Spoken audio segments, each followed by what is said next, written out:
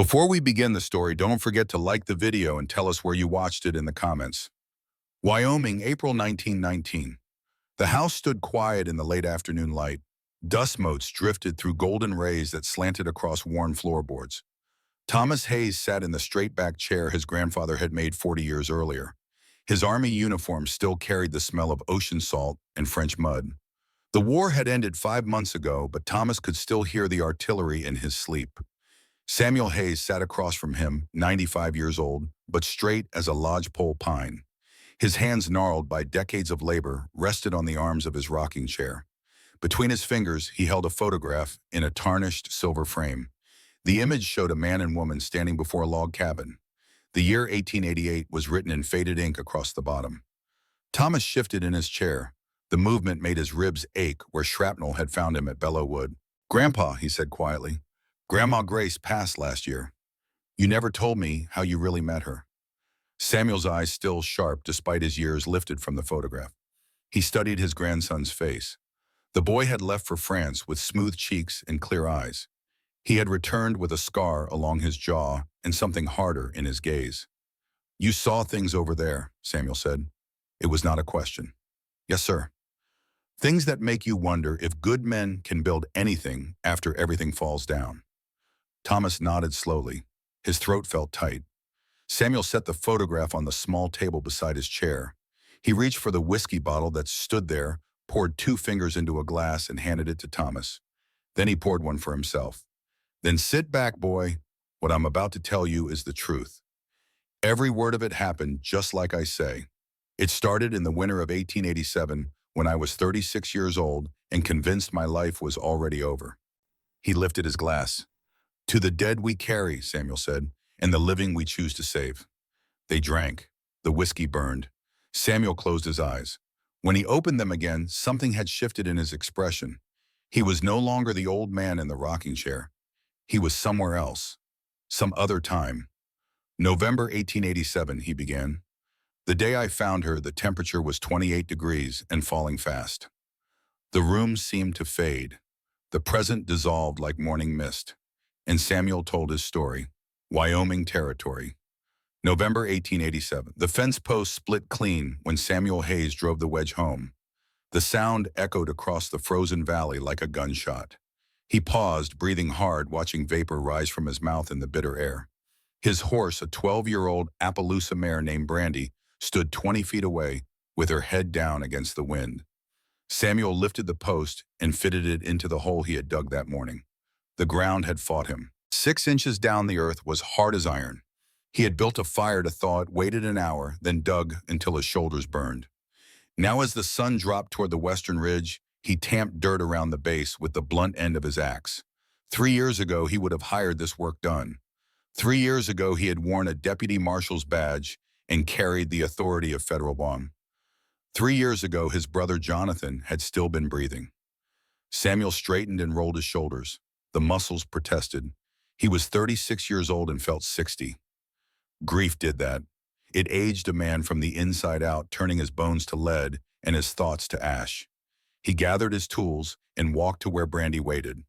The mare lifted her head and blew warm air through her nostrils. Samuel stroked her neck. "One more stop," he said. "Then we're done." He swung into the saddle. The leather creaked. He turned Brandy east toward home, and that was when he saw it.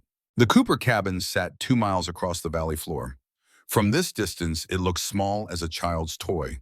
But even at 2 miles, Samuel could see what was wrong. No smoke rose from the chimney. He reined Brandy to a halt. The wind pushed against his face, carrying the smell of snow that would fall before midnight. He stared at that distant cabin. 5 o'clock in November, temperature dropping toward freezing and no fire burning. Every home in this valley would have smoke by now. Every hearth would be lit. Winter here did not forgive mistakes. Samuel had not spoken to Grace Cooper more than a dozen times since her husband died. She was a widow who kept to herself. She worked her small patch of land alone. She did not ask for help. People in the valley respected that. They left her to her grief. But no smoke meant trouble. Samuel clicked his tongue. Brandy started forward. He tried to tell himself it was nothing. Maybe Grace had gone to town. Maybe she was visiting neighbors. Maybe she had let the fire die while she worked in the shed and would light it again before dark. But his gut said otherwise. 3 years as a deputy marshal had taught him to trust that instinct. It was the same instinct that had warned him when a man was about to draw his gun, the same instinct that had kept him alive through 14 arrests and 3 shootouts. The same instinct he had ignored the night Jonathan died. Samuel pushed that thought away. He did not let himself think about Jonathan if he could help it. The guilt was a wolf that slept in his chest. When he woke it, the wolf devoured him. He rode faster. As he approached the cabin, details emerged from the dusk. The gate hung crooked on its hinges. One of the fence rails had snapped clean through. Fresh hoof prints marked the frozen mud. 4 horses, maybe 5. They had been here within the last 8 hours. Samuel dismounted and tied Brandy to the fence. He stepped carefully, reading the ground the way his father had taught him when he was 10 years old. The tracks circled the cabin. They stopped at the gate. They moved to the window. Then they returned to the road and headed south. Someone had been here. Someone had looked inside. Someone had left without knocking. Samuel's hand moved to his hip, where his gun belt hung. He wore a Colt Peacemaker in a weathered holster. The revolver had been his father's. Samuel had carried it for 20 years. He did not draw it now, but his fingers brushed the grip. He walked to the door and knocked. "Mrs. Cooper," he called. "It's Samuel Hayes. You all right in there?" Silence answered him. He knocked again, harder. The sound was flat and dead in the cold air. "Mrs. Cooper." Nothing. Samuel's jaw tightened. He did not want to intrude. A woman's home was her private domain. Entering without permission was a violation of the unspoken code that governed life on the frontier. But the silence was wrong, the cold was wrong, the unlocked door was wrong. He tried the handle. It turned. The door swung open.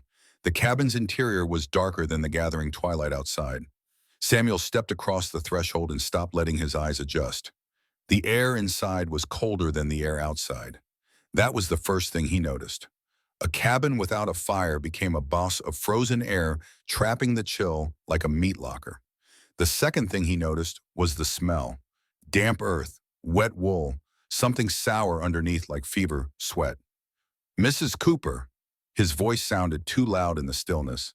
He saw the fireplace first. The hearth was stone, well built, with an iron grate and a stack of kindling beside it. The fire had been out for hours. The ashes were cold when he knelt and touched them. Then he saw the table. A Bible lay open, its pages written in Latin.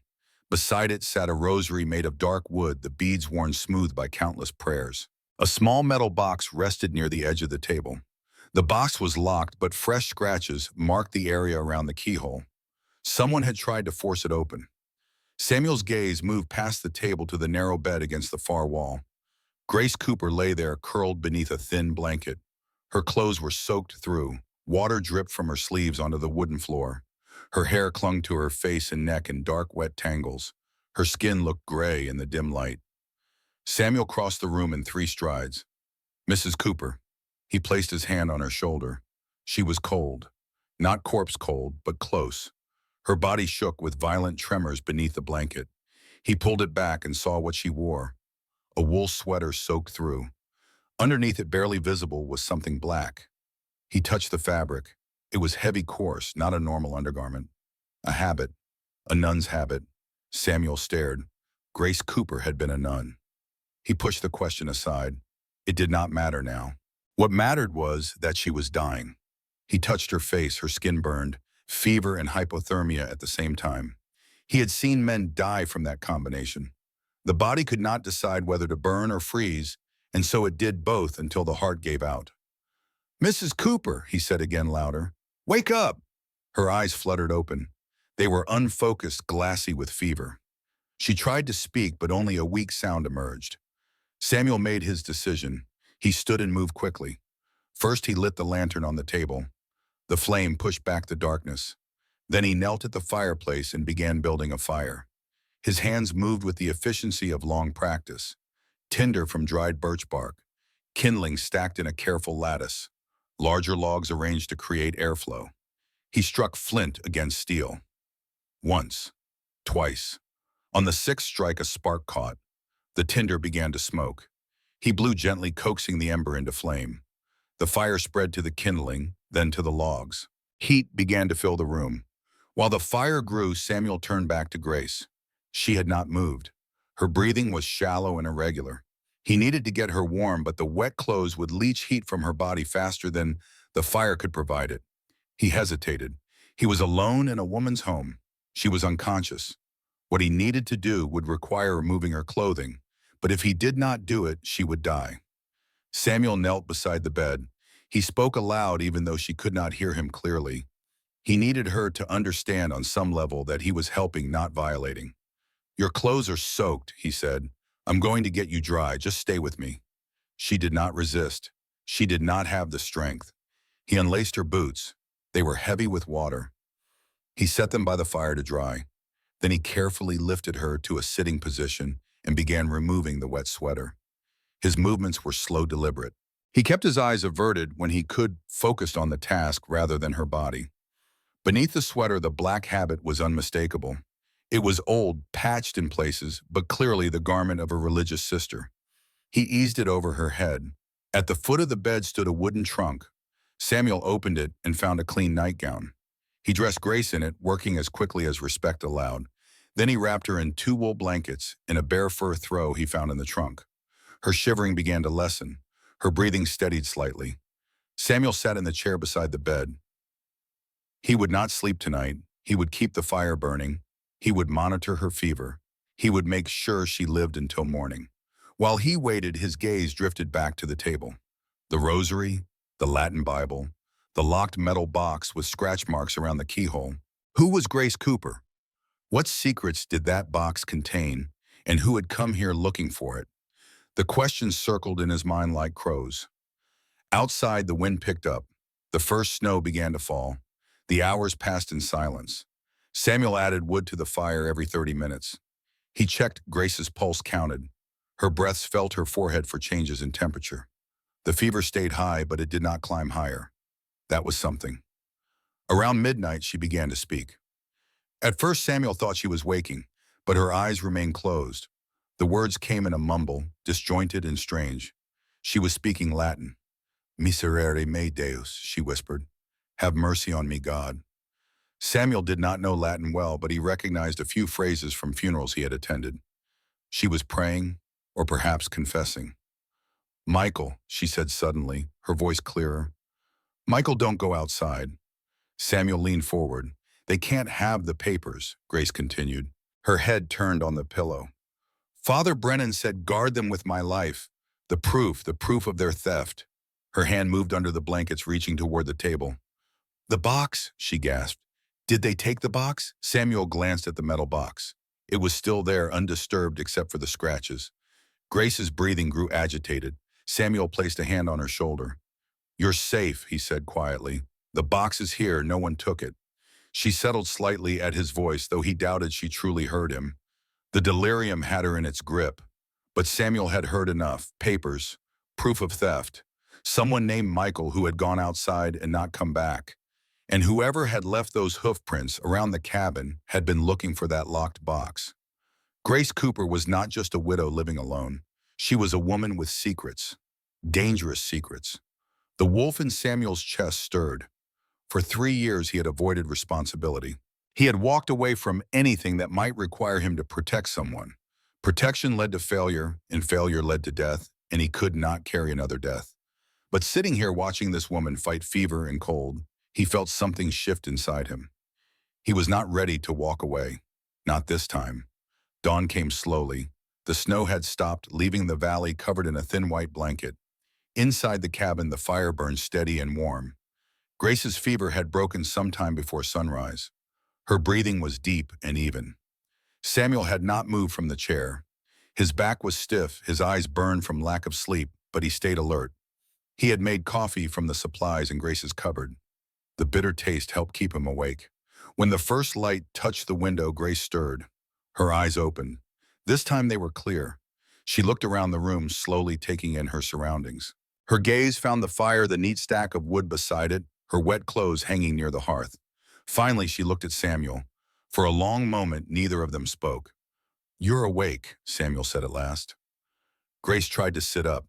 The effort made her dizzy. She leaned back against the pillow, breathing carefully. "Who are you?" she asked. Her voice was hoarse. "Samuel Hayes. I live 2 miles west of here. Your cabin had no smoke last night. I came to check." She looked down at herself. She wore a nightgown she had not put on herself. Her face flushed with embarrassment, but also understanding. "You saved my life," she said. "You needed help. Thank you for being respectful." Samuel nodded once. He stood and moved to the stove where he had kept water heating. "You need food," he said. "I'll make something." Grace watched him move through her kitchen. He worked with quiet efficiency, a man accustomed to taking care of himself. She noticed his hands. They were scarred, calloused, the hands of someone who worked hard and did not complain about it. While he prepared a simple soup from dried beans and salted pork, Grace tried to remember what had happened. She remembered walking home in the rain. The storm had come up suddenly, turning the trail to mud. By the time she reached the cabin, she was soaked through and shaking. She had tried to start a fire, but her hands would not work properly. She had thought if she just rested for a moment, she would gather strength. She must have collapsed instead. Samuel brought her a bowl of soup. He helped her sit up enough to eat. The hot broth was the best thing she had ever tasted. "How long have you been here?" she asked between sips. "All night." She absorbed that information silently. This man, a stranger, had stayed awake for 12 hours to keep her alive. "Did I say anything while I was fevered?" Samuel hesitated. "You spoke in Latin, and you mentioned someone named Michael." Grace's hand tightened on the spoon. "What else?" "You said something about papers and a box." Her eyes moved to the metal box on the table. She set the soup bowl aside. "You didn't open it?" "No." She studied his face, searching for deception. She found none. "Most men would have looked," she said. "I'm not most men." Grace leaned back against the pillow. The simple act of eating had exhausted her, but her mind was working now, sharp despite her weakness. "You know, don't you?" she asked. "About what I was?"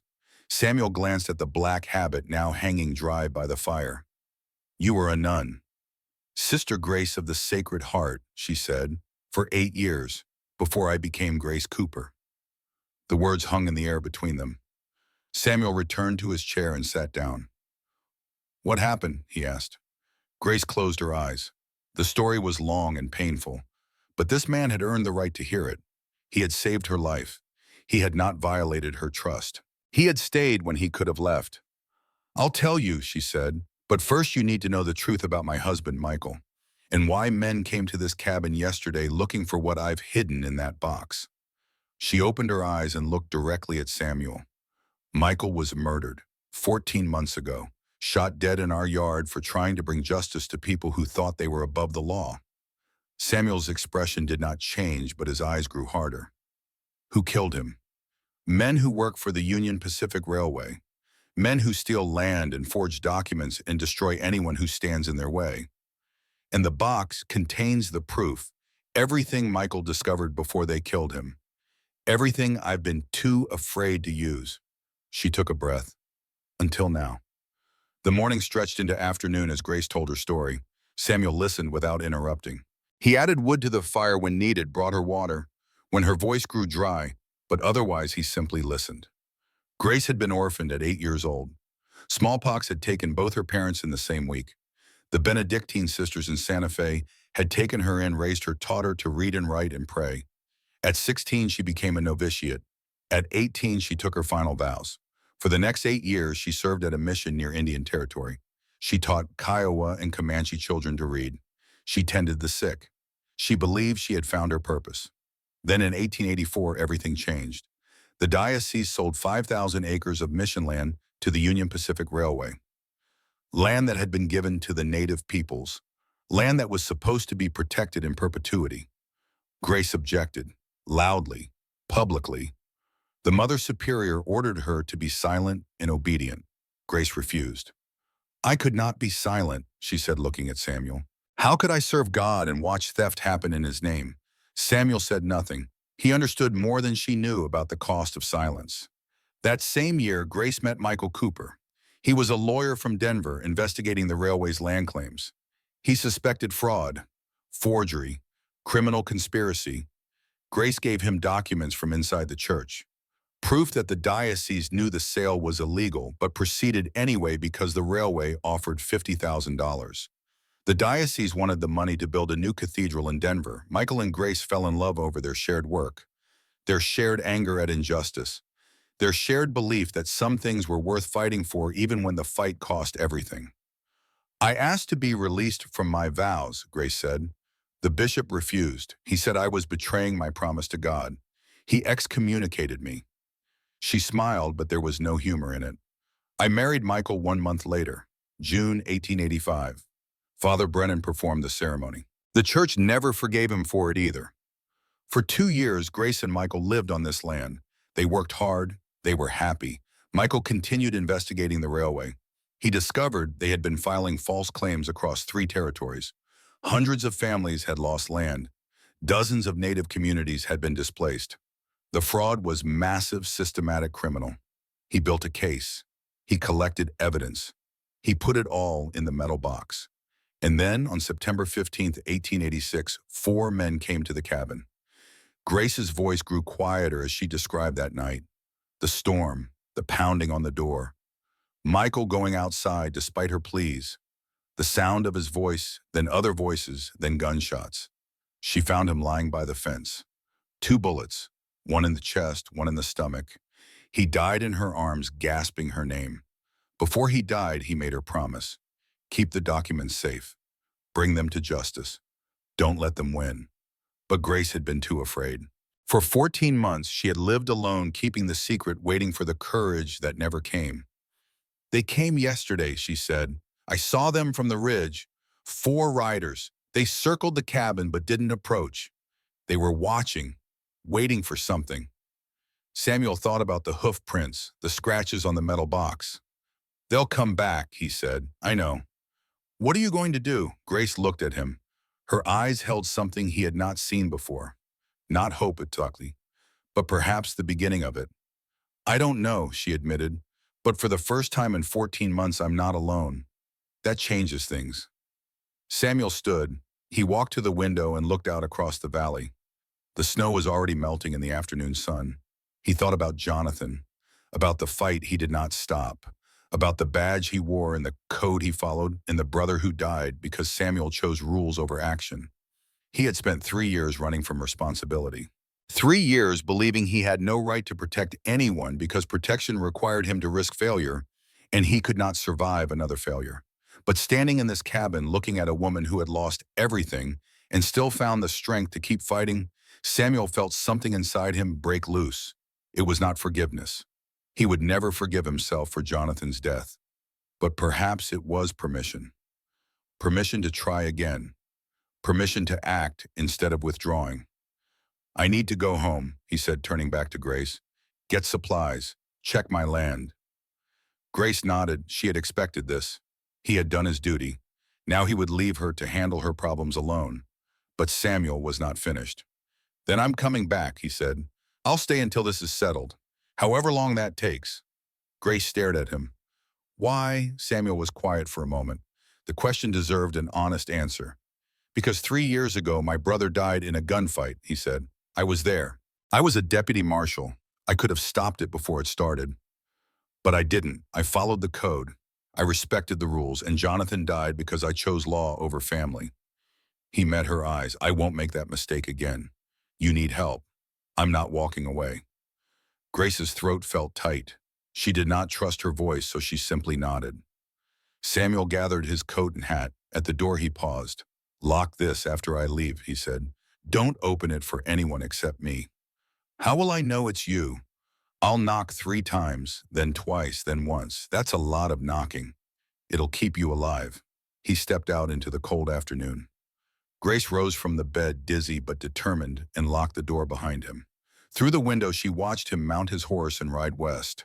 For the first time in 14 months, the cabin did not feel like a tomb. It felt like a place worth defending.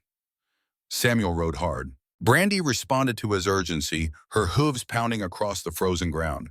He reached his own cabin as the sun touched the western mountains. His home was small, practical, built for one man who expected to live alone. He moved through it quickly, gathering what he needed. The Winchester Model 1873 rifle hung above the fireplace. He took it down and checked the action. Smooth. Clean. He loaded it with 4440 cartridges. His Colt Peacemaker was already on his hip, but he gathered extra ammunition. 200 rounds for the rifle, another 100 for the revolver. From the pantry, he took dried beef beans, cornmeal, coffee. Enough for 2 weeks if they rationed carefully. From his toolbox, he selected a hammer nails rope, a handsaw. If they needed to fortify the cabin, he wanted the right equipment. He paused in front of the small cabinet where he kept his personal items. On the top shelf, wrapped in oilcloth, was his deputy marshal's badge. He had not looked at it in 3 years. Samuel reached up and unwrapped it. The 5-pointed star was tarnished now, but the words were still clear. Deputy United States Marshal. He had thrown it in a drawer the night Jonathan died. He had sworn never to wear it again. Now holding it, he felt the weight of what it represented. Not law, not rules, but the promise to stand between the innocent and those who would harm them. He wrapped the badge again and placed it back on the shelf. "I'm not a marshal anymore," he said to the empty room, "but I'm still a man who knows right from wrong." He loaded his supplies onto Brandy and a second horse, a bay gelding named Rusty. As he worked, the sun set completely. The temperature dropped. By the time he was ready to leave, stars filled the sky. Samuel mounted Brandy and took Rusty's lead rope. He turned both horses east toward Grace's cabin. On the horizon, he saw something that made him pull up short. Smoke. Not from a chimney. From a campfire. He counted the flames, 4, maybe 5 separate fires, a camp. And it was positioned exactly 1 mile south of Grace Cooper's land. They were not just watching anymore. They were preparing. Samuel's jaw tightened. He touched his heels to Brandy's sides. The mare broke into a canter. Whatever was coming, it was coming soon. And Samuel Hayes intended to be ready. Samuel arrived at Grace's cabin as the moon rose above the eastern ridge. He knocked 3 times, paused, knocked twice, then once. The door opened immediately. Grace stood in the doorway, a rifle in her hands. Her face was pale but determined. "You came back," she said. "I said I would." She stepped aside to let him enter. He led both horses to the small shed behind the cabin and unsaddled them. When he returned with his supplies, Grace had coffee brewing on the stove. The fire burned bright and warm. They worked in silence for the first hour. Samuel unloaded the ammunition, the tools, the food. Grace organized everything with the efficiency of someone who had learned to be self-sufficient. She placed the rifle cartridges in a dry wooden box. She stored the food in the pantry. She set the tools near the door where they could be reached quickly. When the work was done, they sat at the small table. The coffee was strong and bitter. Outside, the wind picked up, rattling the shutters. "I saw their camp," Samuel said. 5 fires, maybe 20 men. Grace's hand tightened on her cup. 20. Could be less, hard to tell in the dark, but they're organized. They're not just passing through. "What do they want?" Samuel nodded toward the metal box. "That, and you gone. Dead or run off doesn't matter to them." Grace was quiet for a long moment. When she spoke, her voice was steady. "I won't run. I know. And I won't give them what they want. I know that too." She looked at him directly. "Then we need to prepare for war." Samuel met her gaze. "Yes." They planned through the night. Grace knew her land better than anyone. She drew a rough map on a piece of paper marking the approaches, the sight lines, the places where men on horseback would have to slow down or bunch together. Samuel studied the map and made notes. He had spent years learning how to defend positions, how to create advantage from terrain, how to make one man worth 3 in the right circumstances. "The cabin is solid," he said. "Stone fireplace, thick logs, good roof. But the windows are weak points. We can board them up. Some of them, not all. We need to see what's coming." Grace nodded. "The shed. We reinforce it, make it a fallback position if we have to leave the cabin. And if they try to burn us out," Samuel considered, "we keep buckets of water ready, wet blankets on the roof. It won't stop fire, but it'll slow it down." They talked until dawn, working out details, planning for contingencies. By the time the sun rose, they had a strategy. Now they needed to execute it. The morning was clear and cold. Samuel started with the fence. The posts were old, weathered, some rotting at the base. He pulled out the weakest ones and replaced them with fresh-cut lodgepole pine from the woodpile. Each post went 3 feet into the ground. He tamped the earth hard, then added rocks for stability. Grace worked beside him, carrying posts holding them steady while he hammered. She was still weak from the fever, but she refused to rest. This was her land. She would defend it. "You're stubborn," Samuel said, driving a nail home. "I learned from the best. The sisters did not tolerate weakness." "Is that why you left? They were too hard on you." Grace smiled faintly. "No, I left because I found something harder than obedience. I found conscience." Wrong. She handed him another nail. "The church wanted me to be silent about theft, about lies, about injustice done in God's name. I could not do it. My conscience would not let me." Samuel understood that better than she knew. Conscience was the thing that kept him awake at night, remembering Jonathan's face hearing the gunshot that ended his brother's life. "Your husband," Samuel said. "Michael, he was a good man. The best I ever knew. He believed law should protect the weak, not serve the powerful. That belief got him killed." "But you still have what he died for." Grace looked at him. "Yes, and that's why we're standing here building fences and preparing for battle. Because if I let them take it now, Michael died for nothing." Samuel drove the last nail. "Then we make sure that doesn't happen." They worked through the morning and into the afternoon. Samuel reinforced the cabin door with a thick beam of oak. He installed a drop bar that could be lowered into iron brackets, making the door nearly impossible to force open from outside. He boarded up 2 of the 4 windows, completely leaving only the front and east windows open for visibility and shooting positions. While he worked on the cabin, Grace prepared the interior. She moved furniture to create barricades. She filled every pot and bucket with water from the well. She rolled bandages from torn cloth and laid out medical supplies on the table. Laudanum for pain, whiskey for sterilizing wounds, a needle and thread for stitching. "You've done this before," Samuel observed. "At the mission, I tended many gunshot wounds, knife wounds, burns. The frontier is not gentle." She placed a Bible beside the medical supplies. Not the Latin one on the table, but a smaller English version. "For last rites," Samuel asked, "if necessary, I may be excommunicated, but I still remember the prayers." By late afternoon, they had transformed the cabin into a defensible position. It was not a fortress, but it was no longer easy prey. Samuel stood in the yard surveying their work. The fence was solid, the cabin secure. They had clear sight lines in every direction. The shed had been reinforced with extra boards and now held emergency supplies and a second rifle. Grace joined him, wiping sweat from her forehead despite the cold. "Will it be enough?" she asked. "Against men on horseback, with rifles maybe. Against 20 men determined to burn us out." He shook his head. "We need more than walls. We need allies." "I don't have allies." "You have neighbors." Grace was quiet. "They've left me alone since Michael died." "I thought that meant they didn't care." "Or maybe they were respecting your grief. There's a difference, West." Before Grace could respond, they heard hoofbeats, 3 riders approaching from the south. Samuel's hand moved to his gun, but he did not draw. Not yet. The riders stopped at the gate. The man in front was in his early 40s, well-dressed for a frontier foreman. His coat was expensive, but worn, his boots good leather, but scuffed. He sat his horse with the ease of someone who had spent his life in the saddle. Behind him rode 2 harder men, ranch hands or hired guns. Samuel could not tell which. They carried rifles across their saddles, not pointed, but ready. The leader removed his hat. His face was tired. Lines of exhaustion ran deep around his eyes. "Mrs. Cooper," he said. His voice was neither threatening nor friendly, just weary. "My name is Wade Hollister. I'm foreman for the Union Pacific Railway." Grace stepped forward. Samuel stayed beside her, slightly back, watching the 2 men behind Hollister. "I know who you are," Grace said. "You can turn around and leave." Hollister's jaw tightened.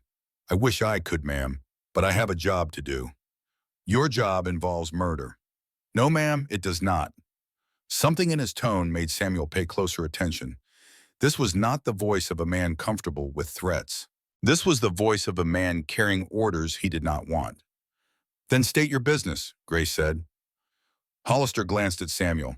"And you are Samuel Hayes, friend of Mrs. Cooper." "Hayes." Hollister's eyes narrowed in recognition. "You were deputy marshal in Cheyenne 3 years back." "I was." "You quit after your brother died in that gunfight." Samuel's expression did not change, but something cold settled into his eyes. That's right. So now you're playing protector. I'm standing on a friend's land, that's all. Hollister studied him for a long moment. Then he turned back to Grace. Mrs. Cooper, I'm here to make a final offer. $500 for your land. That's more than fair. More than most folks see in 5 years. I'm not selling. Ma'am, please listen. The railway is coming through this valley. That's not a threat, it's a fact. We have legal authority. We have surveyors coming next month. Your land is in the path of the main line. Then survey around it. We can't. The canyon narrows here. There's no other route. Grace's voice was hard as iron. I don't care. This land is mine. My husband died defending it. I won't sell to the people who killed him. Hollister flinched. It was subtle, but Samuel saw it. Guilt. Or perhaps shame. I wasn't there that night, Hollister said quietly. I swear to you, Mrs. Cooper, I didn't kill your husband. But you work for the men who did. I work for the railway, that's all. That's everything. One of the hired guns behind Hollister shifted in his saddle. His hand moved toward his rifle. Samuel's hand was already on his Colt when Hollister held up a hand, stopping his man. Easy, Hollister said. He looked back at Samuel. I'm not here for violence. Then why are you camped a mile from her land with 20 men? Hollister's expression hardened. Because the railway wants this resolved. They sent me to resolve it. I'm trying to do it peacefully. And if she won't sell, Hollister did not answer immediately. The silence stretched. Then my hands are tied, he finally said. I have orders.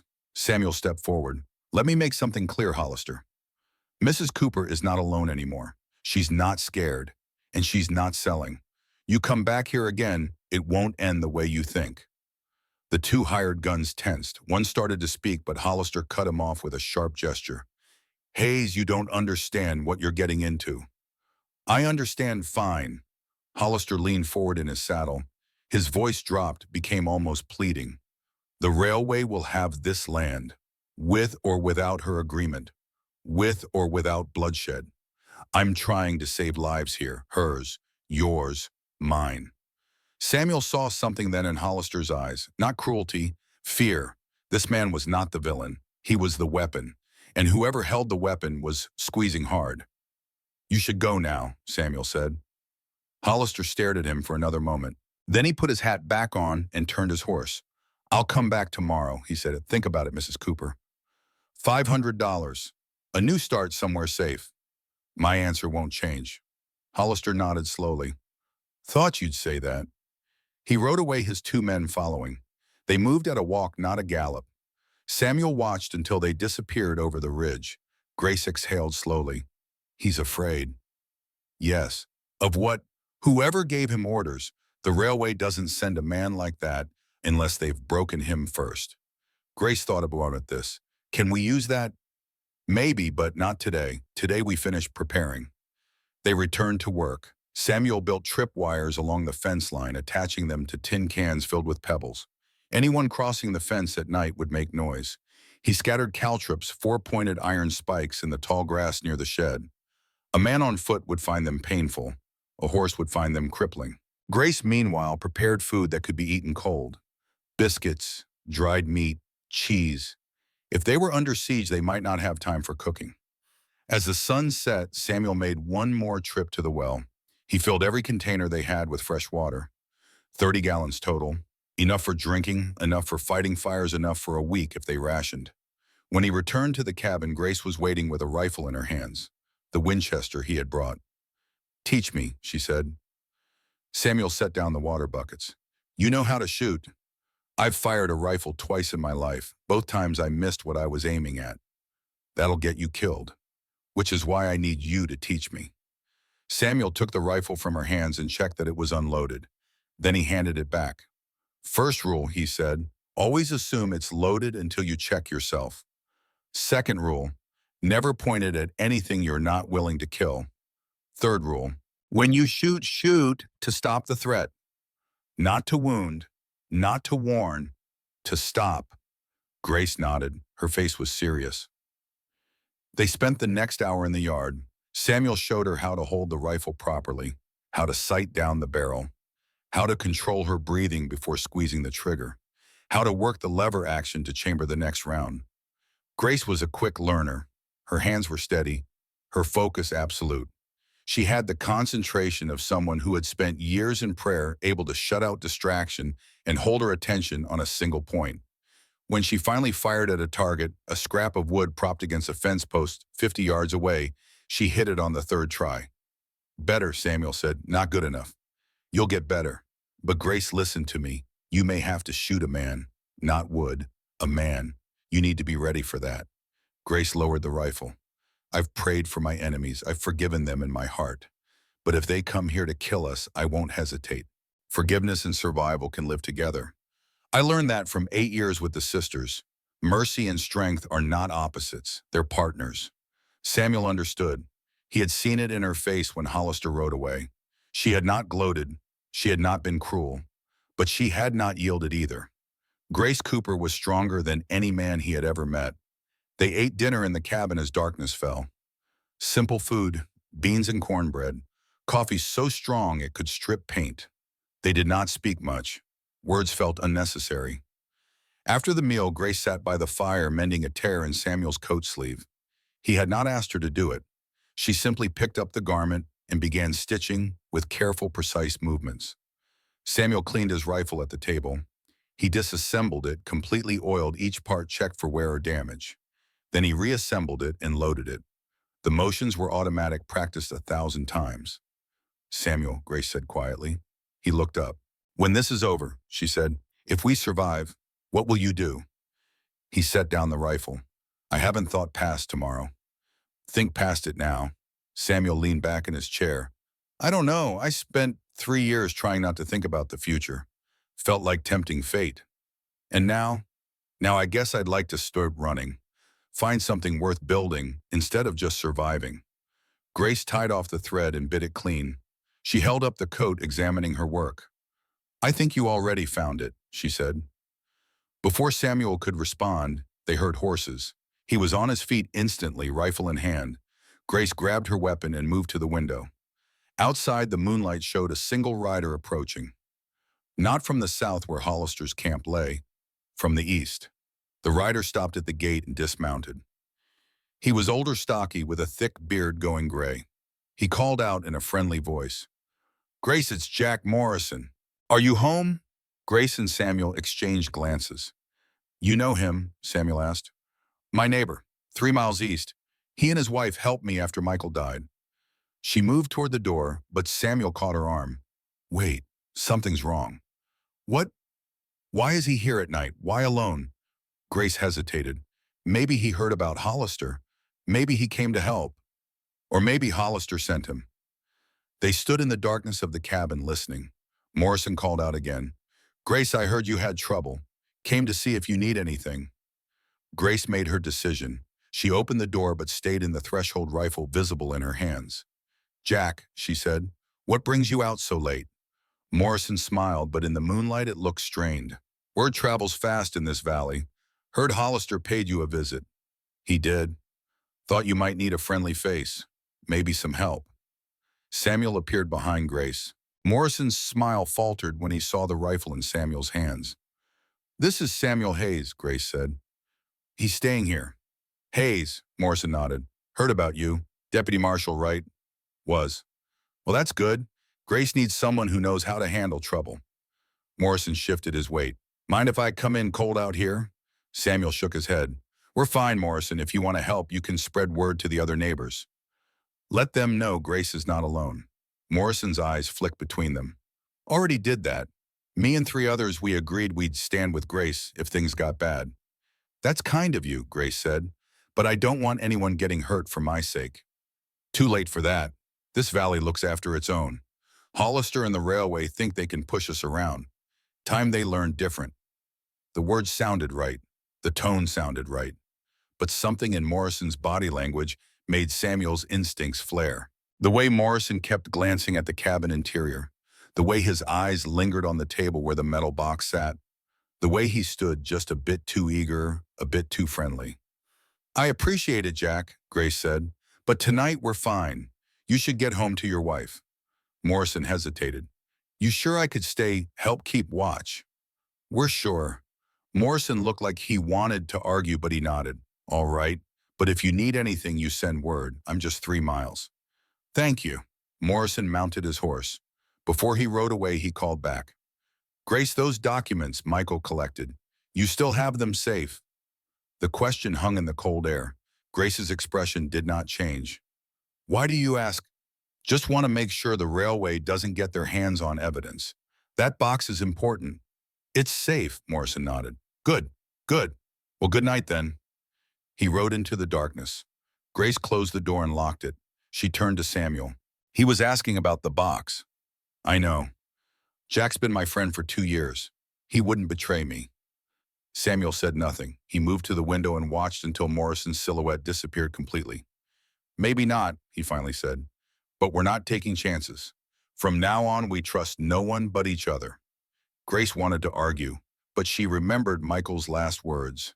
Trust no one. They're everywhere. You think Hollister got to him? I think money makes people do things they never thought they'd do. And $500 is more than most folks around here see in a lifetime. Grace sat down heavily. So we're truly alone. We were always alone. Now we just know it. The hours passed slowly. Samuel did not sleep. He sat in the chair by the door, rifle across his lap, listening to every sound outside. The wind, the horses shifting in the shed, an owl calling from the ridge. Grace tried to rest on the bed, but her eyes kept opening. Finally, she gave up and joined Samuel by the fire. Tell me about your brother, she said quietly. Jonathan. Samuel was silent for so long she thought he would not answer. Then he began to speak. He was 23, younger than me by 13 years, more like a son than a brother sometimes. I taught him to ride to shoot, to read Sign in the Woods. Samuel's voice was flat, but Grace heard the pain underneath. He came to Cheyenne to visit me. I was deputy marshal then, proud of the badge, proud of the law I represented. Jonathan was proud of me too. What happened? We went to a saloon, just for dinner. There was a card game in the back. One player accused another of cheating. The accused man was drunk. He challenged the accuser to step outside. Samuel's hands tightened on the rifle. I was the law. I should have stopped it right there, arrested them both for disturbing the peace, confiscated their weapons. But the code of the West says a man has the right to defend his honor. So I let them walk outside. And Jonathan followed them. He was young, thought he could talk them down. The drunk man drew first, meant to shoot the card player. Shot Jonathan instead, bullet through the heart. He died before I reached him. Grace reached out and placed her hand on Samuel's arm. It wasn't your fault. I was the law. It was my job to prevent violence. Instead, I stood aside and let it happen. You were following the rules. The rules killed my brother. Grace understood then. The weight Samuel carried was not guilt over action, but guilt over inaction. He believed his respect for the code had cost Jonathan his life. Is that why you helped me? She asked. To make up for Jonathan, Samuel looked at her directly. No, I helped you because it was right. But yes, part of me needed to prove I could protect someone when it mattered. You already have. I'd be dead without you. You're not safe yet, but I'm not alone. That changes everything. They sat together in the firelight, neither speaking, both knowing that tomorrow would bring violence. The only question was when and how. Around 2 a.m, Samuel heard it, a soft scraping sound outside. Near the shed, he raised a hand to silence Grace. She heard it too. Footsteps, trying to be quiet but not quite managing it. Samuel moved to the window and peered through the gap in the boards. In the moonlight, he saw 2 figures. They were crouched low, moving toward the shed. One of them carried a crowbar. They were not here to talk. Samuel opened the door silently and slipped outside. The cold air bit his face. He moved along the cabin wall, staying in shadow, the rifle ready. The 2 men reached the shed. One began prying at the door latch while the other kept watch.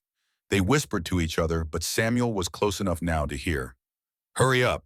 Morrison said the box is in the cabin, but maybe they moved it. I'm trying. This latch is rusted. Just break it. The crowbar snapped the latch. The shed door swung open. Samuel stepped out of the shadows. That's far enough.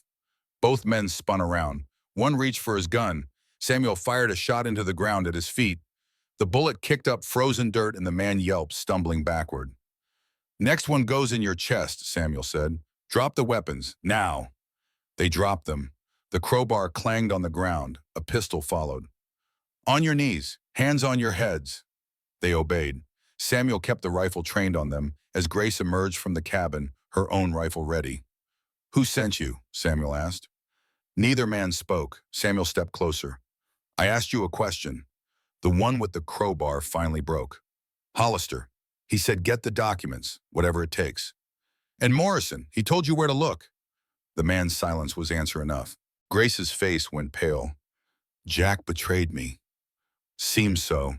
The second man found his courage. You're making a mistake. The railway always gets what it wants. Always. You're just delaying the inevitable. Samuel's voice was cold. The railway can want all it likes. It's not getting this land. He gestured with the rifle. Start walking, south, back to Hollister's camp. You tell him if he sends anyone else tonight, they won't walk back. Understood. The men scrambled to their feet and ran. Samuel watched until they were out of sight. Grace stood trembling, but not from fear, from anger. Jack Morrison, she said. His wife baked bread for my husband's funeral. She sat with me for 3 days while I grieved, and he sold me out for money. People break, Samuel said, especially when they're desperate. I don't care. He had a choice. He chose wrong. Samuel could not argue with that. They returned to the cabin. Neither of them would sleep now. Dawn was only a few hours away, and with it would come whatever Hollister planned next. Samuel checked their ammunition. Grace prepared coffee. They worked in grim silence, both knowing the easy part was over. Tomorrow the real fight would begin. As the first gray light touched the eastern sky, Samuel stood at the window and watched the ridge. Somewhere out there, Hollister was making his own preparations, planning his next move, deciding how much blood he was willing to spill. Samuel had made his decision already. He would protect this cabin and the woman in it, whatever the cost. He thought about Jonathan, about the fight he should have stopped, about the badge he had thrown away because he thought he had failed. But maybe failure was not about following rules or breaking them. Maybe failure was about giving up, walking away, letting fear make your choices. Samuel had walked away once. He would not walk away again. Behind him, Grace finished her coffee. She picked up her rifle and joined him at the window. They're coming today, she said. Yes. Are we ready? Samuel looked at her, saw the strength in her jaw, the determination in her eyes, the faith that had carried her through 8 years in a convent and 14 months of widowhood. We're ready, he said, and together they waited for the storm. The sun rose blood red over the ridge. Samuel stood at the window watching the light spread across the frozen valley. Behind him, Grace moved quietly through the cabin, checking their supplies one final time. Ammunition, water, food, medical supplies. Everything was ready. They had not slept. Samuel doubted he could have even if he tried. His body was tense alert, every sense heightened.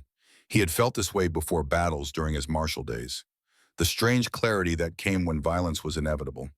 Grace joined him at the window. She had tied her hair back and wore a man's work shirt over her dress. Practical. Easy to move in. She held her rifle with growing confidence. How long do we wait? She asked. We don't. They're already here. Grace looked where Samuel pointed. On the ridge to the south, silhouettes appeared against the dawn sky. Riders, at least a dozen. They were not hiding anymore. Hollister's making his move, Samuel said. What do we do? Exactly what we planned. Hold the cabin, make them pay for every inch, and pray that someone in this valley has enough conscience to help us. Grace touched the rosary in her pocket. She had carried it since her days in the convent. She was no longer a sister, but old habits died hard. God help us, she whispered. He will, but we need to help ourselves first. The riders descended from the ridge. They moved slowly, deliberately. This was not a charge. This was a siege. Samuel counted them as they came. 15 men, charmed. Most carried rifles. A few had torches. They spread out as they approached, forming a loose semicircle around the cabin, trying to cut off any escape route. Wade Hollister rode at the center. Even from a distance, Samuel could see the tension in the man's shoulders. This was not what Hollister wanted, but it was what he had been ordered to do. The riders stopped 50 yards from the fence, far enough to be out of easy rifle range, close enough to make their intentions clear. Hollister dismarged and walked forward alone. He stopped at the gate. "Mrs. Cooper," he called. "Samuel Hayes, I need to speak with you." Samuel opened the door and stepped onto the porch. Grace stayed inside, rifle covering him from the window. "Say what you came to say, Hollister."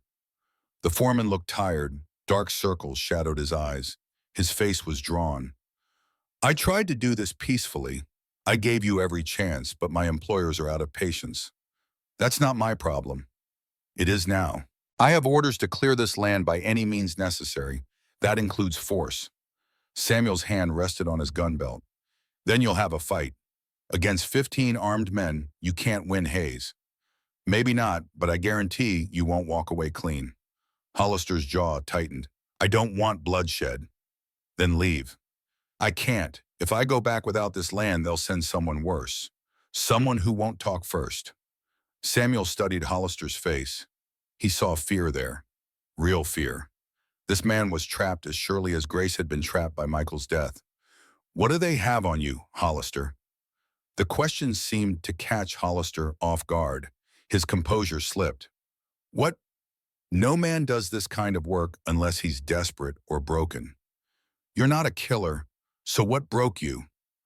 Hollister was silent for a long moment. When he spoke, his voice was barely audible. "They took everything from me. My farm, my family, my daughter." His voice cracked on the last word. "And they promised if I did this work, they'd give it back. I know it's a lie, but what else do I have?" Samuel felt something shift in his chest. Not pity exactly, but understanding. "You have a choice," Samuel said. "You always have a choice." "Do I? Because from where I stand, my choices are do what they say or lose what little I have left. Or help us, stand with us, bring them down from the inside." Hollister laughed. It was a bitter, broken sound. "And then what? They own the law. They own the courts. They own everything." "Not everything. They don't own the truth. And Mrs. Cooper has documents that prove what they've done, not just to her, to dozens of families, including yours."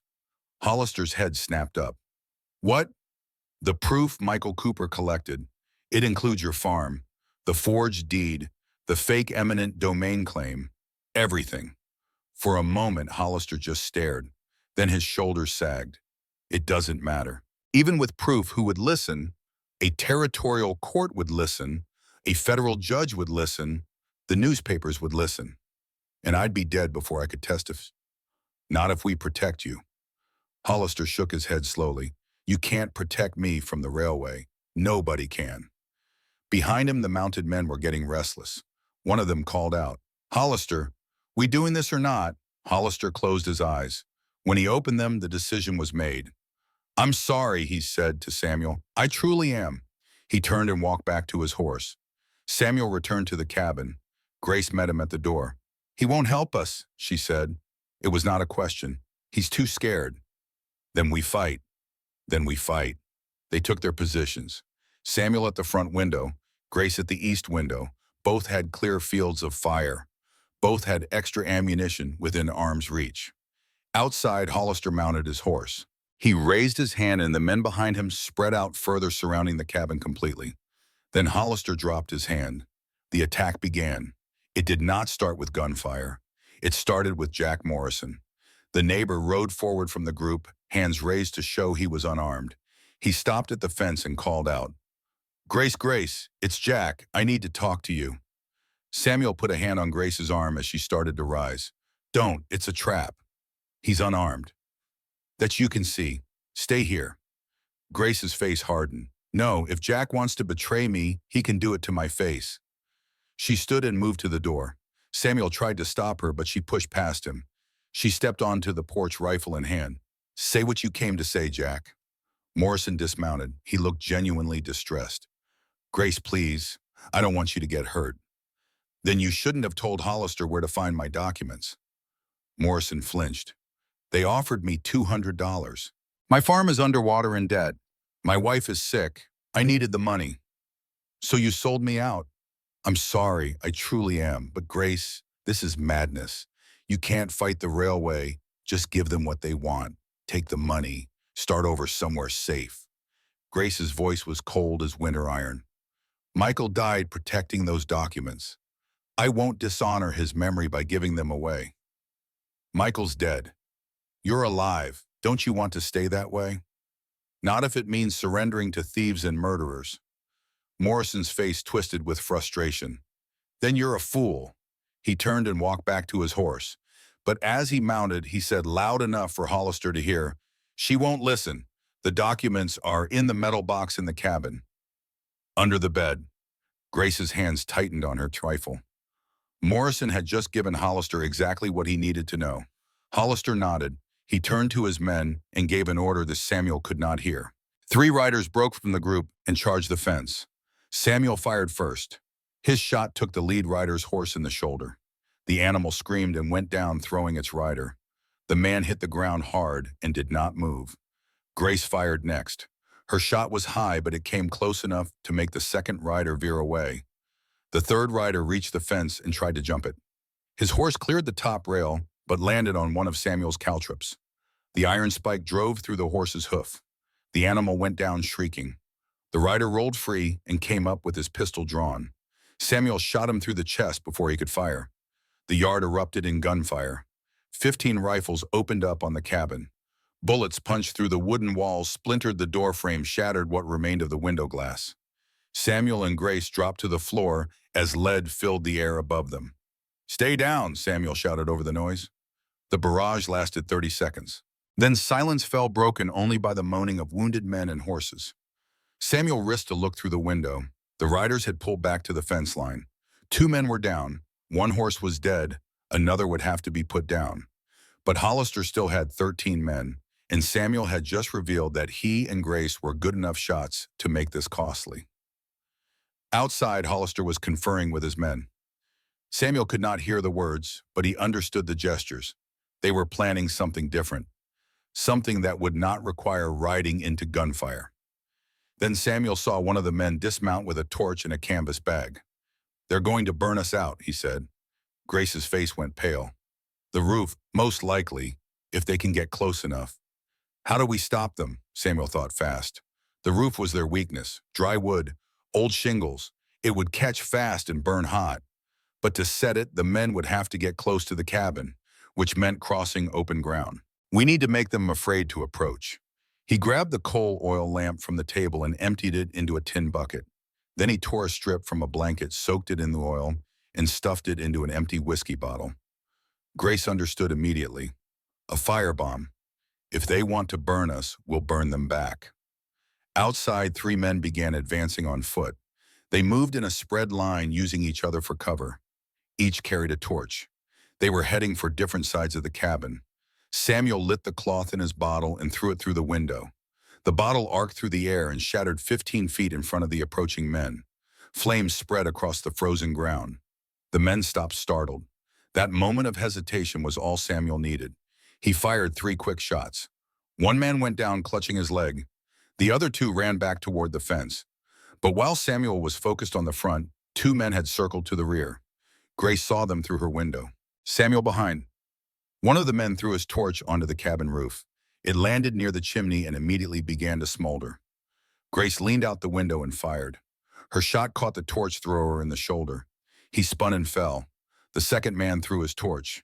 It fell short, landing in the yard, but the damage was done. The first torch was catching. Samuel ran to the back room. Smoke was already seeping through the ceiling boards. He grabbed a bucket of water and climbed onto the table. He threw the water up at the burning section. The flames hissed but did not go out. The shingles were too dry. The fire had taken hold. "We need to evacuate," Samuel said. "To where? The shed. It's fortified. We can hold there." Grace grabbed the metal document box and wrapped it in a blanket. Samuel gathered their rifles and ammunition. They moved to the door. Outside, the shooting had stopped. Hollister's men were watching the cabin burn, waiting for Samuel and Grace to run. "On 3, Samuel said. "We go straight for the shed. Don't stop. Don't look back. Understand?" Grace nodded. 1, 2, 3. They burst through the door and ran. Immediately, gunfire erupted. Bullets kicked up dirt around their feet. A round hit the document box in Grace's arms and ricocheted off the metal with a screaming whine. They reached the shed and threw themselves inside. Samuel slammed the door, and dropped the bar into place. The shed was small, maybe 10 feet by 12, but Samuel had prepared it well. There were shooting positions at each wall, extra ammunition, water, supplies. Through gaps in the boards, they could see the cabin. The fire had spread to the main roof now. Black smoke poured into the sky. "Everything we prepared," Grace said, "gone. We're still alive. That's what matters." Outside, Hollister's voice called out, "Hayes, Mrs. Cooper, it's over. Come out now and we'll let you live." Samuel did not answer. He was watching the fence line, counting men. 13 still standing, but several looked wounded, and they had lost the advantage of numbers. More importantly, smoke from the burning cabin was visible for miles. Someone would see it, someone would come investigate.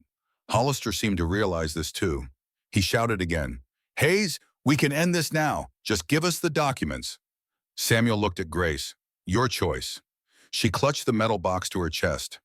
Inside were a year's worth of Michael's work, proof of crimes committed against dozens of families, evidence that could bring down corrupt officials from Wyoming to Washington. Michael had died for this. She had spent 14 months in fear because of it, but Samuel had nearly died defending it, and the cabin where she had built her life with Michael was burning. Was it worth more death? Grace met Samuel's eyes. She saw in them something she had not expected. Not judgment, not pressure, just quiet support for whatever she decided. That faith steadied her. "No," she said firmly, "we don't surrender." Samuel nodded. "Then we hold until help comes." "What if help doesn't come?" "It will. People saw that smoke. They know this cabin. Someone will come." He was right. 20 minutes later, they heard new horses approaching, but these were not Hollister's men. Father Brennan rode into the yard at the head of 6 townspeople, all armed, all grim-faced. The old priest's voice carried across the yard like thunder. "Wade Hollister, stop this madness immediately." Hollister wheeled his horse. "Father, stay out of this. This is railway business. This is murder, and I will not stand by while you burn innocent people from their homes." The townspeople spread out rifles ready. They were outnumbered 2-1, but they had the advantage of moral authority and surprise. Hollister's men looked uncertain. Shooting at a widow and an ex-marshal was one thing. Shooting at a priest and their neighbors was another. One of Hollister's hired guns started to raise his rifle. Father Brennan rode straight at him. "Go ahead, son. Shoot a man of God. See how far that gets you in this life or the next." The gun lowered. Hollister sat on his horse, trapped between his orders and his conscience. Samuel could see the war playing out on the man's face. Finally, Hollister raised his hand. "Stand down." His men lowered their weapons. Hollister dismounted and walked slowly toward the shed. Father Brennan followed. The yard was silent except for the crackling of the burning cabin. "Mrs. Cooper," Hollister called. "Hayes, please come out. No more shooting." Samuel looked at Grace. She nodded. They emerged from the shed, weapons ready but not aimed. The morning sun was fully up now, illuminating the destruction. The cabin was a total loss. 2 of Hollister's men lay dead. 3 others were wounded. Morrison sat on his horse at the back of the group, looking sick. Father Brennan dismounted and approached Grace. He took her hands in his. "Are you hurt, child?" "No, Father, thanks to Samuel." The priest turned to Samuel. "You have the thanks of everyone who values justice, Mr. Hayes." Then he turned to Hollister. His expression was no longer gentle. "Wade Hollister, what you have done here is unconscionable. These people have committed no crime. They have every right to their land." Hollister's shoulders sagged. "I have my orders, Father. Orders to commit murder. Orders to secure the land, by any means. And if those orders require you to lose your soul..." Hollister had no answer. Grace stepped forward. She still held the metal box. "Mr. Hollister, I know what the railway did to you. I know about your farm, your family, your daughter." Hollister's head snapped up. "How?" "Because Michael documented it. It's all in here. The forged deeds, the fake eminent domain claims, the lies they used to steal from you, and hundreds of others." She held out the box. "Help us. Testify against them. Give meaning to what you've lost." Hollister stared at the box as if it were a snake. "They'll kill me. They've already killed who you were. What's left to lose?" The words hit Hollister like a physical blow. He stumbled back a step. For a long moment he stood frozen. Then something broke inside him. Not loudly, quietly, like ice cracking on a frozen river. He sank to his knees in the dirt. My daughter's name was Emma. She was 8 years old. She died because I couldn't afford medicine after the railway took everything. His voice was hollow. Every day since I've asked myself what kind of man I am, what kind of father, and every day I do the railway's work because I'm too coward to stop. He looked up at Grace. Tears ran down his weathered face. I can't be that man anymore. I won't. Grace knelt beside him. Then help us make it right. Hollister nodded slowly. I'll testify. I'll tell them everything. Who gave the orders? Who forged the documents? Who killed your husband? You know who killed Michael. I wasn't there, but I know who was. I'll give you their names.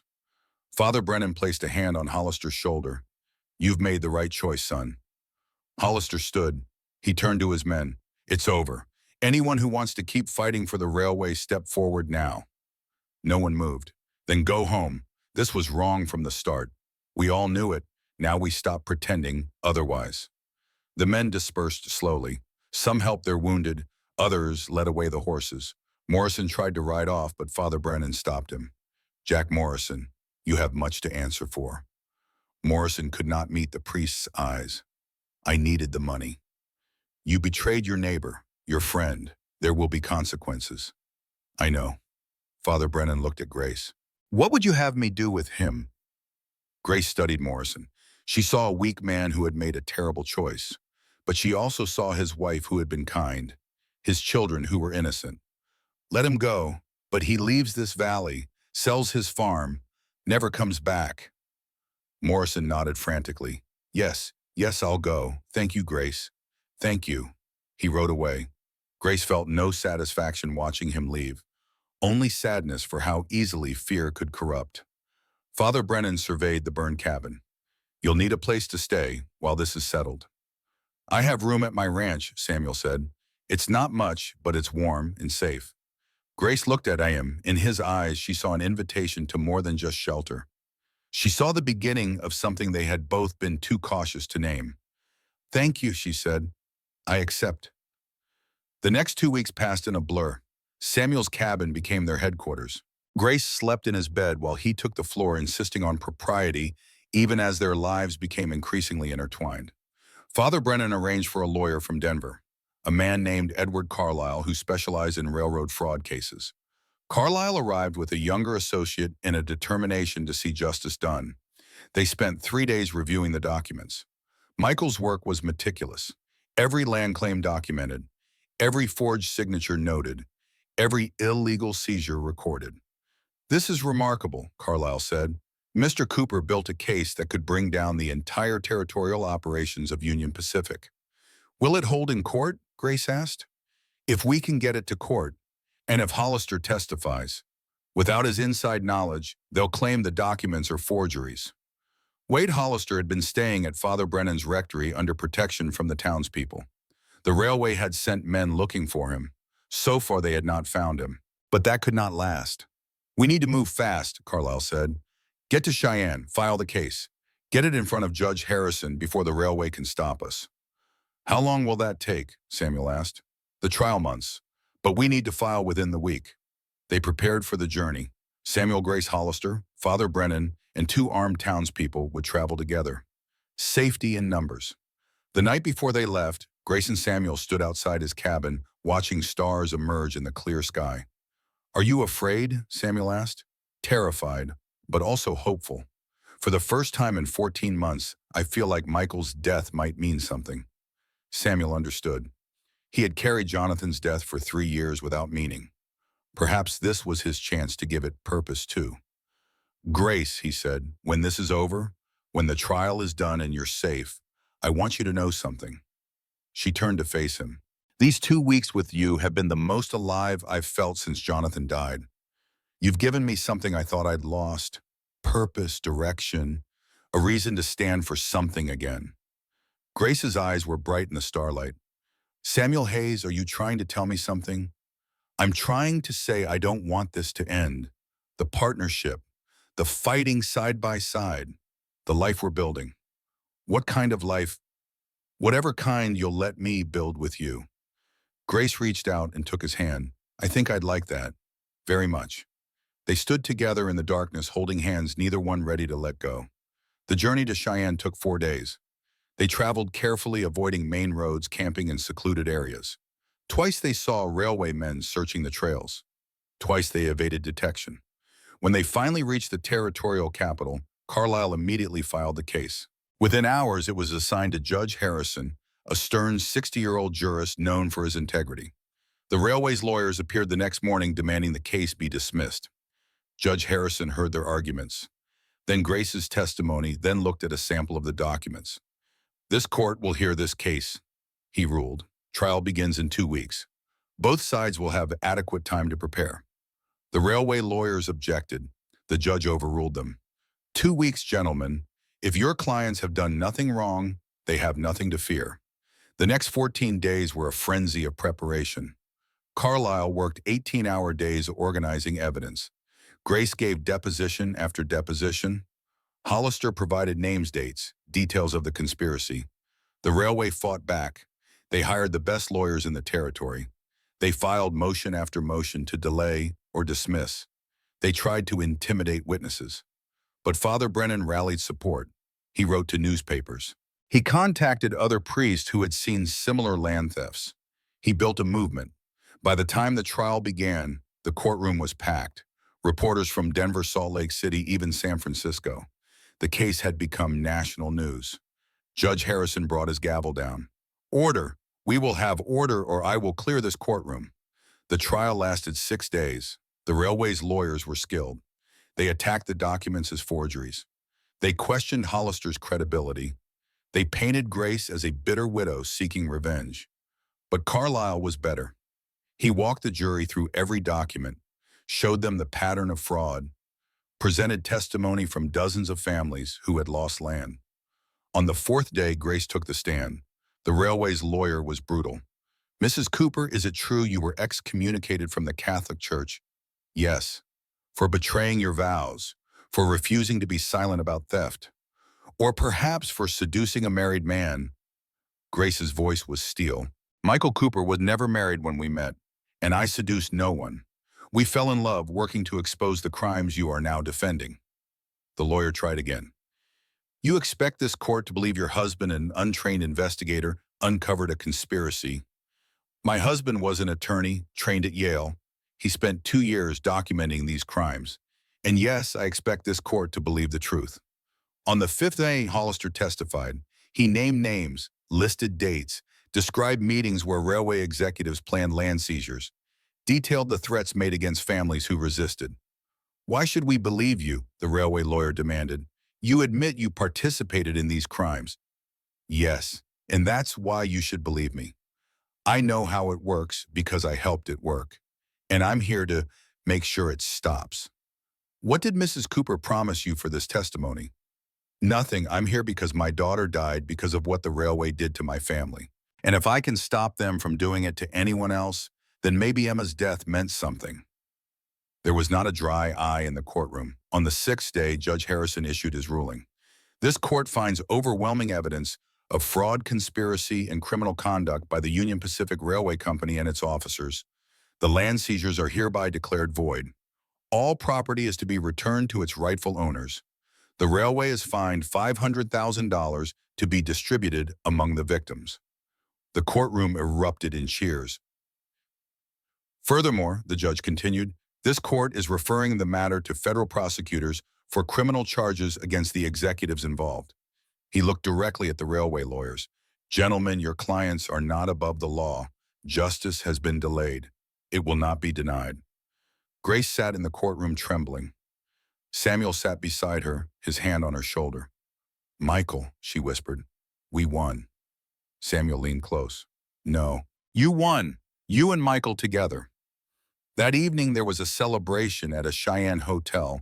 Families who had lost land, lawyers who had fought the railway, reporters who had covered the story. They gathered to mark the victory. Grace stood apart from the crowd, exhausted but at peace. Samuel found her on the balcony, looking out over the city. You should be inside, he said. Everyone wants to congratulate you. I needed air and quiet. It's been so loud for so long. Samuel understood. He stood beside her, both of them watching the sunset. What happens now? Grace asked. Hollister serves his sentence. The railway executives face trial. You get your land back, and life goes on. What about us? Samuel turned to face her fully. That depends. What do you want? Grace smiled.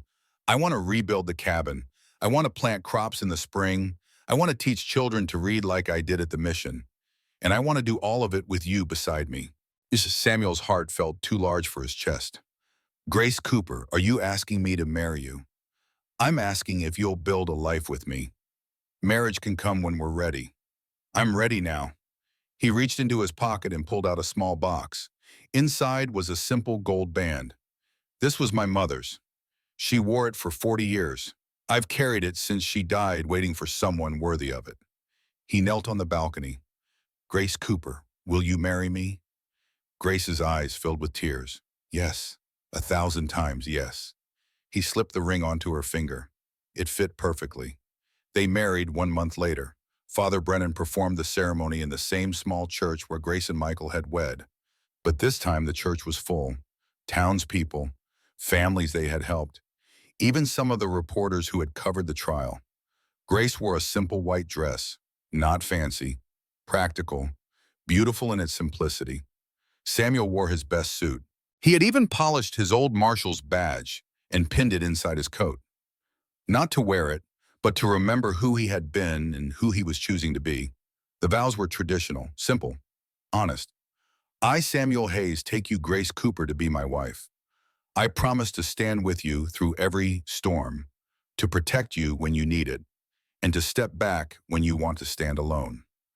I, Grace Cooper, take you, Samuel Hayes, to be my husband.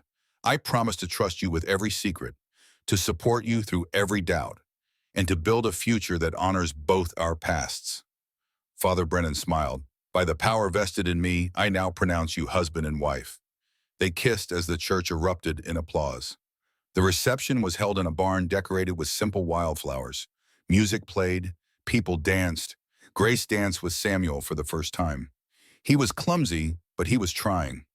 I'm stepping on your feet, he said. I've survived worse. I love you, Grace Hayes. I love you too, Samuel Hayes. Wade Hollister attended, escorted by a marshal. He had been sentenced to 3 years for his role in the conspiracy, but the judge had agreed to reduce it based on his cooperation. He would serve 18 months, then work helping other victims reclaim their land. He approached Grace and Samuel during a quiet moment. I wanted to thank you, both of you. You gave me a chance to be better than I was. Grace took his hand. Use your time well, Mr. Hollister. Come back to this valley, a man your daughter would be proud of. I will, I swear it. As the sun set on the wedding day, Samuel and Grace stood together outside the barn, watching the stars emerge. Ready to go home? Samuel asked. Yes, let's go rebuild our life. They returned to the valley the next week. The burned cabin had been cleared by neighbors. In its place stood the frame of a new structure, larger, stronger, built by the community as a wedding gift. Over the next month, Samuel and Grace finished the cabin together. They added a bedroom, a workshop, a front porch where they could sit and watch the valley. In April, Grace planted a small garden, vegetables, herbs, flowers. She worked the soil with her hands, feeling it come alive after winter. In May, Samuel built a fence around the property, not to keep people out, but to mark what was theirs, what they had fought for and won. In June, on the anniversary of Michael's death, Grace held a small ceremony at the cedar tree where he was buried. Father Brennan led the prayers. Samuel stood beside Grace, his hand in hers. Michael, Grace said quietly, you fought for justice. You won. Your work lives on, and because of you, this valley is safe. She planted an apple tree beside the cedar. Life continues. Good things grow from tragedy. Samuel planted a second tree beside it, for Jonathan, for the brother he had not saved but would never forget. That evening on the porch of their new cabin, Grace told Samuel she was pregnant. He sat in stunned silence for a moment. Then he pulled her into his arms and held her while she cried. Happy tears, hopeful tears. What should we name him, she asked. If it's a boy, Jonathan, after my brother. Jonathan Michael. After both. Samuel's eyes grew wet. Perfect. In August, their son was born, healthy and strong. Jonathan Michael Hayes came into the world with a cry that echoed across the valley. Grace held him exhausted but radiant. Samuel sat beside the bed, afraid to touch something so small and precious. "Go on," Grace said. "Hold your son." Samuel took the baby in his arms. Jonathan quieted immediately, staring up at his father with dark, serious eyes. "Thank you," Samuel whispered, "for giving me a future, for giving me hope." Grace smiled. "Thank you for standing with me when I had nothing. You had everything, you just needed someone to see it." They sat together as the sun set, a new family in a valley made safe by their courage. 7 years passed. The Hayes farm prospered. Samuel served as deputy marshal again, bringing law to the territory with wisdom earned through pain. Grace taught children in a small school she built on their land. Jonathan grew tall and strong, curious, brave. At 6 years old, he already showed signs of his father's quiet strength and his mother's fierce conscience. In the spring of 1895, Grace gave birth to a daughter, Sarah, named for Samuel's mother. Wade Hollister had served his time and kept his word. He now worked full-time helping families reclaim stolen land. He had remarried, started a new family, found redemption and service. Jack Morrison had left the valley and never returned. His wife had stayed, eventually rebuilding her life with dignity and grace. The Union Pacific Railway executives had been tried and convicted. Some served prison time. Others paid massive fines. The corruption had been exposed and rooted out. Michael Cooper's documents had changed history. And Grace Hayes, formerly Sister Grace, formerly Grace Cooper, sat on her porch watching her children play in the yard, knowing that every sacrifice had led to this moment. Samuel joined her, setting down 2 cups of coffee. "What are you thinking about?" he asked. "Everything. How far we've come, how much we've survived. Any regrets?" "Yes, that's not one." Samuel looked at their children, at the valley spread before them, at the woman he loved. "Not one." But time moved forward as it always does. Wyoming, April 1919. Old Samuel sat in his rocking chair, the photograph of him and Grace still in his hands. Thomas sat across from him, uniform, dusty, eyes wet. "She died last year," Thomas said. "But you never finished the story. What happened after 1895? Samuel smiled softly. "Life happened. We worked the farm, raised your father and his sister, watched the valley grow. Grace taught school for 20 more years. I served as marshal until I was too old to ride. And grandmother, was she happy? Happier than she ever thought possible. She told me once that God had taken away her place in the church but given her something better. A family, a purpose, a life built on truth instead of obedience." Thomas nodded slowly. "And you happy?" "More than I deserved. Grace gave me something I thought I'd lost forever when Jonathan died. She gave me the courage to protect people again, to stand for something, to believe I could make a difference." He set the photograph down and looked at his grandson. "That's why I told you this story, Thomas. You went to France, you saw terrible things, you came home wondering if good men can build anything after everything falls down." "Yes, sir." "The answer is yes, but only if they have the courage to try, only if they stop running from their past and start fighting for their future." As Samuel stood slowly, his old bones protesting, he walked to a cabinet and removed 3 items. Grace's rosary, worn smooth by decades of prayers. His old marshal's badge, tarnished but still solid. Grace's wedding ring. She had been buried wearing it, but she had left her engagement ring for Thomas. "Take these," Samuel said. "The rosary to remember faith, the badge to remember justice, the ring to remember love." Thomas took them reverently. "What do you want me to do with them?" "Whatever you need. You're going back to Europe, aren't you?" Thomas nodded. "The war created instability. Someone needs to help rebuild." "Then go. Fight for what's right. Protect those who can't protect themselves. And always, always come home." "I will, Grandpa. I promise." Samuel embraced his grandson. When they separated, both had tears in their eyes. "One more thing," Samuel said. "Your grandmother made me promise to tell you this. She said you need to know it before you go back." "What is it?" "Love is not weakness. Mercy is not surrender. And standing for justice even when you're afraid, even when you're outnumbered, that's what makes a man worthy of the name." Thomas nodded. He understood. After Thomas left, Samuel walked slowly to the old cabin. It still stood expanded and improved over the years, but fundamentally the same structure he and Grace had built together. He walked to the cedar tree in the back. Two graves rested there now, Michael Cooper and Grace Hayes. Between them was space for one more. Samuel sat on the bench he had built years ago. The wood was worn smooth by time. He had sat here countless evenings with Grace, watching the sun set, talking about their day, planning their future. "Well, love," he said to her grave. "I told him everything. The fever, the siege, the trial, our life together." The wind rustled through the cedar branches. "He's going back to Europe to help rebuild. I'm proud of him. You would be too." Samuel was quiet for a moment, listening to the sounds of the valley. Birds, wind, the distant sound of a stream. "I miss you. Every day I miss you. But I'm grateful for every moment we had, for every battle we fought together, for every quiet evening on the porch." He stood slowly and placed his hand on her headstone. "I'll see you soon, Grace. Just a little while longer. I want to make sure the farm is settled, that Thomas knows what to do. Then I'll come home to you." He walked back to the cabin as the sun set. Inside, he lit a lamp and sat in his rocking chair. The same chair he had sat in that first night, watching over Grace as she fought fever. He picked up the photograph one more time, looked at their younger faces, remembered the fear, the courage, the love that had sustained them. "Thank you," he whispered. "Thank you for saving me." Outside, the valley spread peaceful and quiet under the stars. Land that had been bought with blood and defended with courage. Land that would pass to another generation, carrying with it the story of those who had fought to keep it. Samuel closed his eyes. He was tired, but it was a good tired.